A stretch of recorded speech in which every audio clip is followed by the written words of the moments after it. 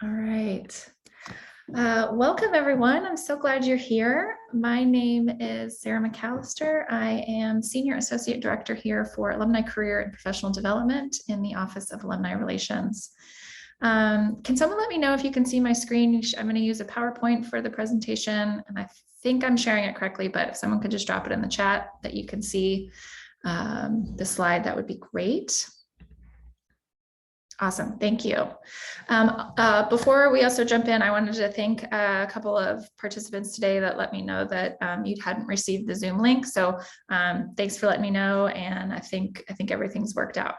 It is being recorded today, so if you have to jump off early or want to rewatch it, it is going to be shared in our YouTube channel, which I will put the link in right now. So this is where we put all of our professional development sessions up, and you can even subscribe to the channel if you want to just be notified as they come through. Okay, so I think that is it for housekeeping. The other piece today is I would like for this to be as interactive as possible. So the way that usually looks for some of the sessions that I lead is there's going to be times during the presentation today where I would love for you to interact in the chat. Feel free to ask questions.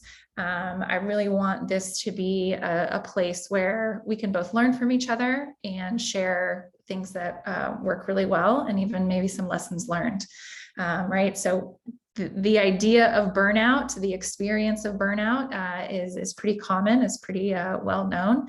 And so what we're going to do today is, as you can see in the outline, I want to spend a little bit of time normalizing it, right? Most of us have felt it, if not all of us. That's probably why you're here. And also knowing that there are definitely ways to move through it. I am not the foremost expert on burnout. I have experienced it myself, and I work with a lot of alums who are experiencing it, as well as coworkers. And so that's where I'm going to share from that perspective, as well as from some research that I've been doing over the last couple months, just to kind of get a sense on what some other experts are saying. So we're going to normalize it. We're going to explore some different definitions of burnout. We're going to talk about how you can move through it, and then what's next for you, right? So I'm going to offer some suggestions in terms of different activities and exercises that you can do when you've identified that you are feeling burned out. And again, that's an area that I would love to hear from you all. What are some things that have worked for you? Probably going to spend about 20 minutes on content, and then open it up for discussion and questions, and then wrap up. All right. So let's start with this, right? In the chat, I would love for you all to share with me and with each other, when you hear the word burnout, when you have experienced it in the past, what comes to mind? A bit of a word association.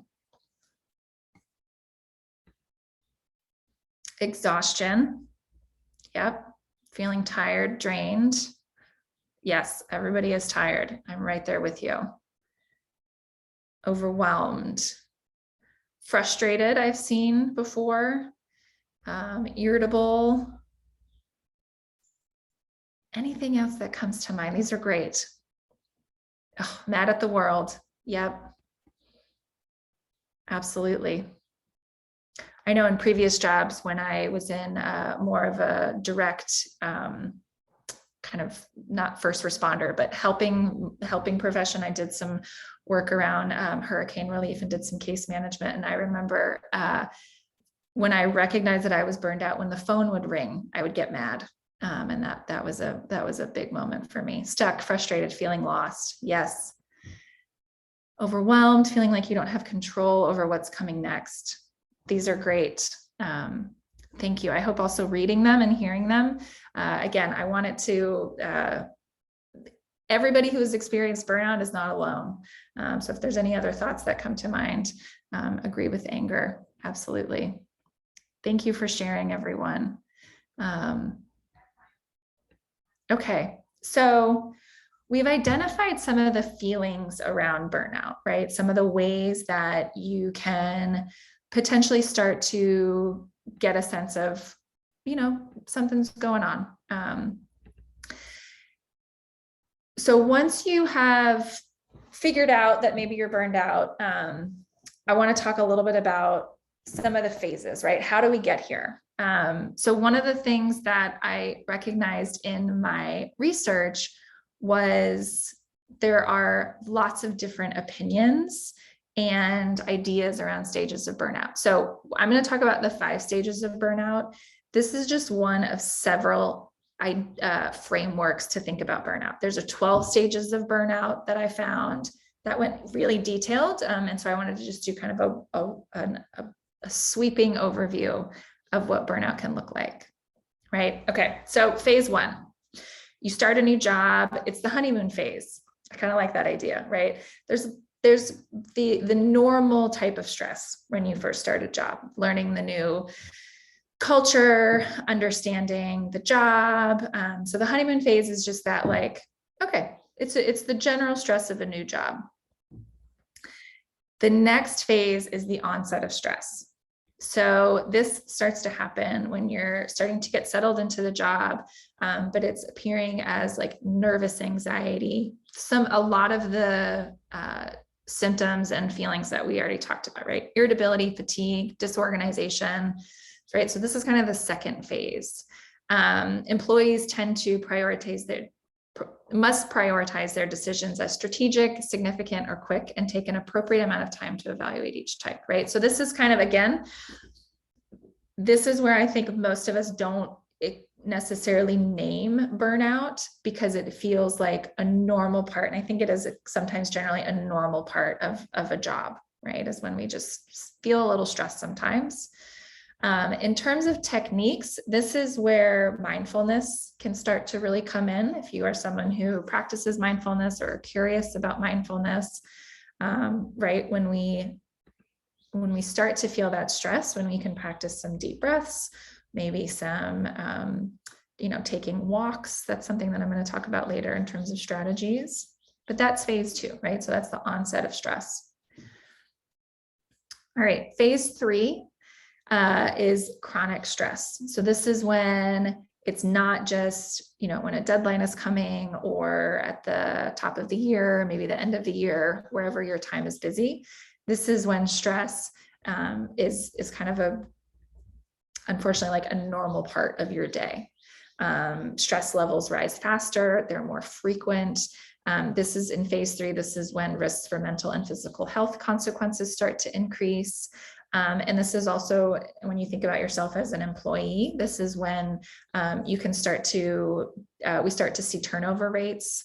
This is when longer recruitment cycles start to happen.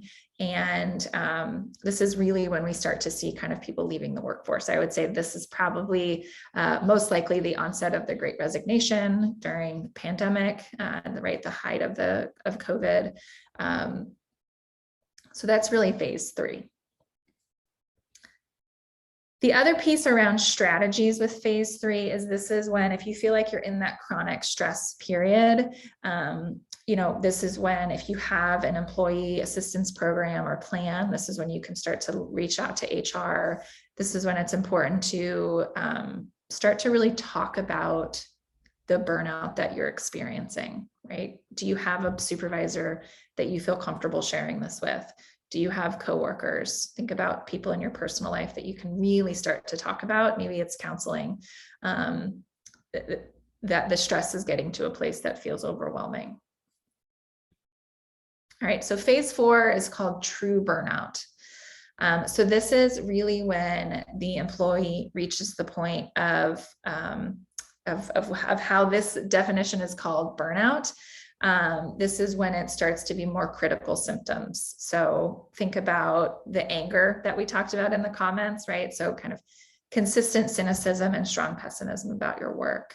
You're starting to feel incompetent, maybe unwanted fears, strong desires to escape or self-isolate, right? So this is where we're really getting into, I would say, probably the more mental health piece of burnout is in that phase 4. If this is where you are, we are going to talk about some strategies later on, but the reason why I want to go through each of these is both for you to kind of get a sense of where you are in your own burnout, or maybe where some people in your life are in their burnout.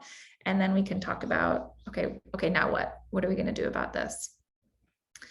There is, in the true burnout phase, I would say this is when it's really important to think about, like, what is your why in your current role? And is it still serving you? Right? This might be the time when you're in true burnout to think about looking for another job. Maybe it's about having a really big heart-to-heart with your supervisor about how to change your role, if that's an option. This is, I would say, when it's really time to start looking at some changes. And then phase 5. So we're into habitual burnout, right? So this is on the severe end of burnout, when it's harmful physically, emotionally. This is when we start to get into potential kind of substance abuse issues, mental exhaustion, depression. This is basically like the worst case scenario of burnout, right? So this is when our whole lives are being impacted, and it's a real problem. Again, there are definitely moments where we can identify solutions. But again, I just wanted to pause here. Any questions about this particular framework to look at burnout?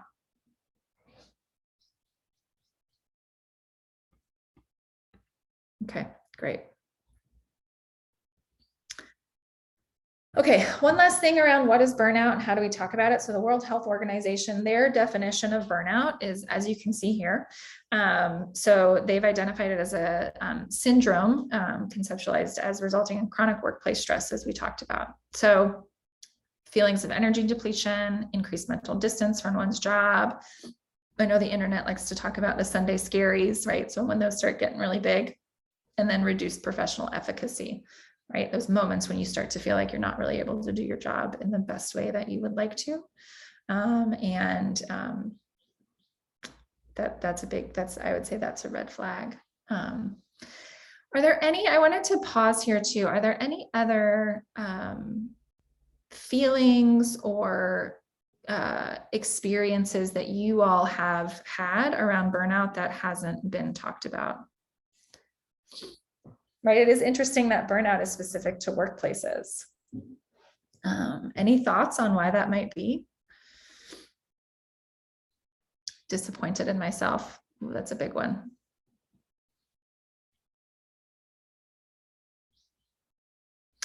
I know for me in the past, I have recognized when I'm feeling burned out, when, I guess this goes into the efficacy piece.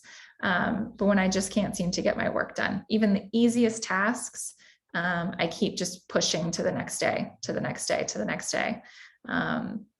That's, I would say for me, that's really kind of my big moment of like, okay, I need to look at what's going on for me. All right, thanks everyone. Okay, let's see. All right. So you have recognized that you are burned out, maybe in this moment or previously, or you think that you might be heading towards being burned out. What are some potential solutions? What are some things that you can start to focus on? I'm a big believer in small actionable items, small actionable steps, right? The other piece to recognize is that if you are currently burned out, the idea of probably just completely revamping your life is just going to add to that burnout. So in this slide, these are some general strategies for moving through burnout, right? These are things that I feel like it's pretty on the nose, but I know that I always need a reminder, right? So exercising, moving your body. One of the things specific for me is in those moments when I have felt starting to feel a little burned out, I introduce more small walks into my life throughout the day. So if that's a 10-minute walk, 15-minute walk, a couple times a day, to just get up, get out of the office or the house, depending on where I'm working, really just helps me kind of shake things up a bit. Yes, good point. I see burnout as a personal mental health issue first. It's a workplace issue second. Such an interesting point, John. Thank you for that. Divorcing self-worth from work productivity. Oh, that's such an important piece. Yes. I think, right. Keep sharing these. These are all just really, I would say, they're just they're really helpful. So thank you everyone for sharing these. Right. So exercise, moving your body, if that's something that you recognize works well for you, eating a balanced diet. I know that for me, sometimes that works, sometimes it doesn't, to be honest. Good sleep habits, absolutely. Reaching out for help again. So wherever you are in your own comfort level, I think if that's naming it to your friend, if it's naming it to a coworker, hey, I think I'm feeling a little burned out, right? Sometimes that's all you need to do first to really kind of start pushing you into the solution space, is just naming, I think I might be burned out. You don't always have to have a solution at that point, but I would encourage you to just name it if you haven't. What are some other strategies that you all have tried and have worked when you have recognized that you're feeling burned out, or you need to just take care of yourself a little bit more? What are we missing on this slide?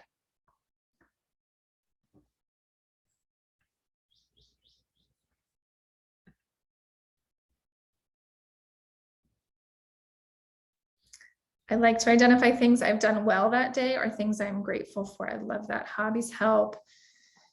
Taking time for self-care, schedule a massage, do something that you really enjoy. Not cliche at all. I think that's great. I also really, I want to talk a little bit more about the identifying things that you've done really well that day. I have a good friend who calls it her to-do list.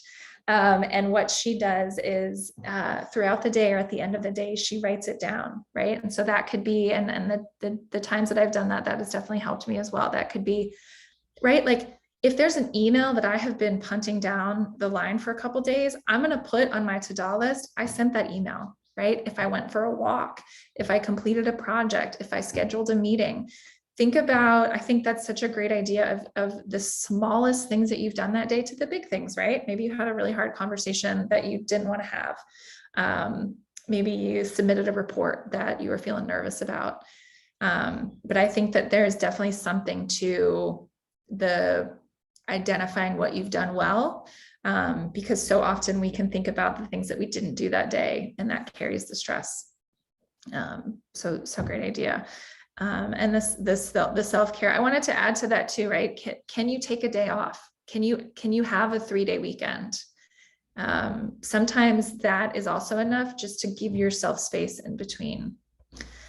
Sticking to your schedule, stopping work right at 5, setting boundaries. Absolutely. Make sure to balance responsibilities with kids and meals with your spouse, including times when you get a break to be by yourself. These are all really, really great. Thank you for sharing, everyone.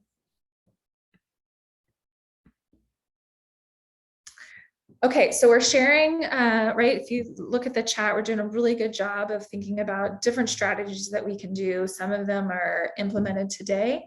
Some of them are like more self-care, massage, right? Like think about what you can put on your schedule. Maybe that's today, right? Maybe that's on Friday, but also things that you can build out.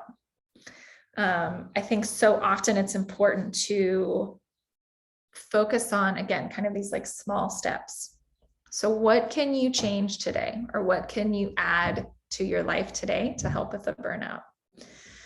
I want to talk really briefly about this exercise called energy mapping that I do quite often with alums that I work with one-on-one in career coaching capacities. So if you're not familiar with energy mapping, the idea is you sit down, grab a piece of paper, think about what you have done today, the work that you've done today. You've probably sent emails, maybe you've had some meetings, some phone calls. What else have you done today? Write all of those things down. And then next to each task, and it doesn't have to just be work, right? I mean, you guys mentioned about the work-life balance, right? So think about like, if you have kids, what are you doing with those kids? Spouse, personal life, friends, all the things that you've done in a day. And then next to each of those things, put a plus or a minus sign, right? So the plus is it's adding energy. You feel energized after. And then the negative is the opposite, right? You feel drained, you feel tired after. That, I would say, just like pause there and look at how many pluses and how many negatives do you have in your day, and where can you move things around, right?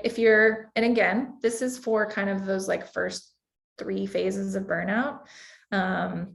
But I think it's just still helpful to kind of look at your full day. Once you've recognized the times in your day where you're getting the energy, where you're feeling more energized, and the times in your day where it's taking that energy away, do you have control over moving those things around? So you can do an energy giving activity, an energy taking activity, and then an energy giving activity. This doesn't work for everything, but I think it's a really interesting and tangible task that you can do for yourself. This is also another way, if you recognize that kind of how your day is spread out isn't really working for you, it's contributing to the burnout. What can you do on your own? And then is this a conversation with your supervisor on how to maybe rework some parts of your day? Can you move things from different days too, depending on it? I want to share real quick what John just put in the chat, right? So recognition of burnout symptoms is so important, but it's easy to mask over warning signs with maladaptive behaviors, right? Absolutely. So I think it's important to both really think about what are those beginning signs, and then how can you implement those behaviors and change some things going on, right? We talked about taking a long weekend. Can you build in an extra day off? How are you starting and ending each workday? This is something that I think is so important. How can you, and this is hopefully, if you have control over how you start and end each workday, can you end the day with making that recognition list of what you've done for the day? How do you want to start the day to really set yourself up? Just kind of think about if that's an opportunity for change for you, right? Building in more smaller breaks throughout the day. Can you build in a 10-minute break every hour? Can you get up from your desk? Can you listen to some music or a podcast? Where can you kind of weave in these small breaks throughout your day? And then I'm curious kind of what else has worked for you all in the past. The extra day off helps a lot. Oh, I'm so glad. I don't know if I already shared this, but sometimes I like to take a day off in the middle of the week to just break the week up. And that really changes things for me, especially when I'm, just need a break and don't really want that. Don't want to wait till Friday. Any other things that you all have seen changing spaces throughout the day? Absolutely.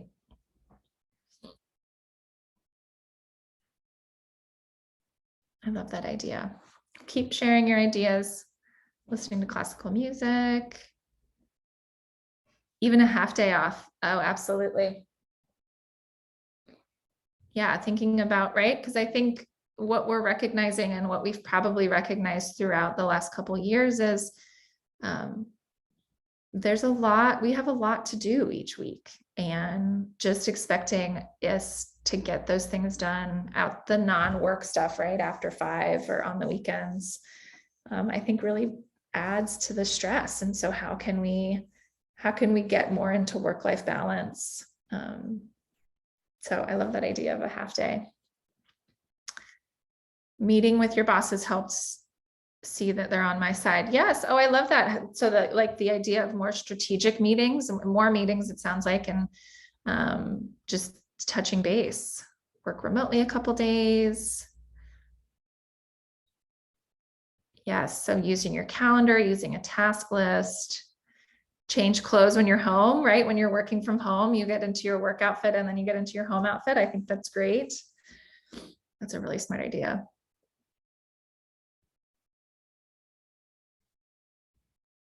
All right. Close things definitely works. Oh, a master to do with both work and personal stuff. That's a really good idea.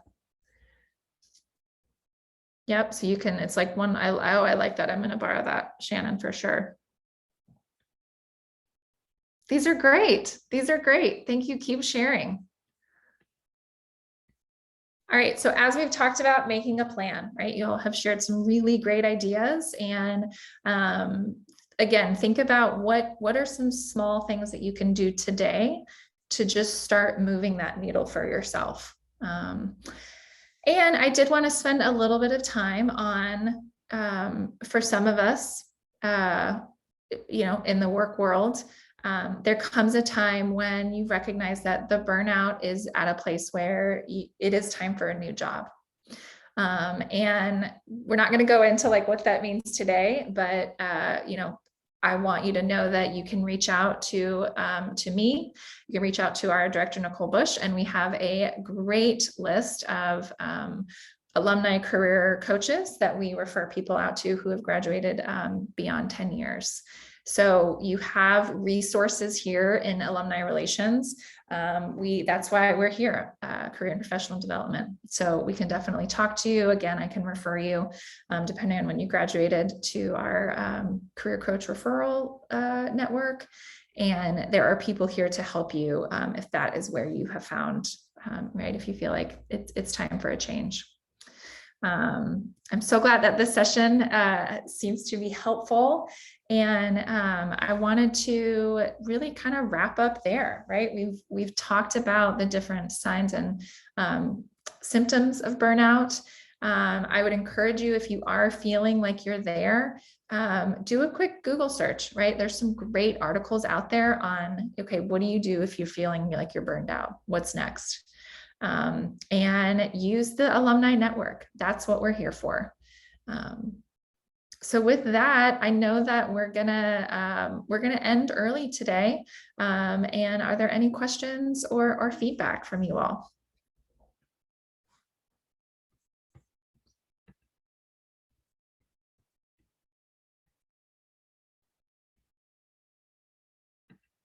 All right, great. Well, again, this will be posted on our YouTube channel. I will send a follow-up email with that link. And thank you again for all of your just interaction today and sharing ideas. I always love it when we can have these sessions together. So you all are the ones that are sharing all the great ideas. So thanks again, and enjoy your day. Bye, everyone.